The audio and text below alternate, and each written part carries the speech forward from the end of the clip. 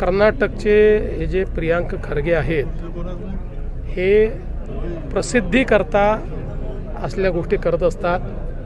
त्यांना काही स्टँडिंग नाही. वडिलांच्या भरोश्यावर राजकारण करणारे ते आहेत. त्यांना एवढंच मी सांगू इच्छितो, यापूर्वी अनेक वेळा संघावर बंदी घालण्याचा प्रयत्न झाला, नव्हे तर बंदी घातली. ज्या इंदिराजींनी संघावर बंदी घातली त्यांना सत्तेहून पायउतार व्हावं लागलं. त्यामुळे संघ एक सांस्कृतिक शक्ती आहे, एक देशभक्त अशा प्रकारचं संघटन आहे.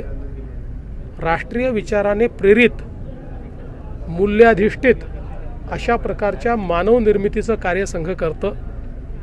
मला असं वाटतं की हे प्रसिद्धीकरता जे काही अशा प्रकारचे पत्र वगैरे देतात याच्याकडे आम्ही ढुंकूनही पाहत नाही.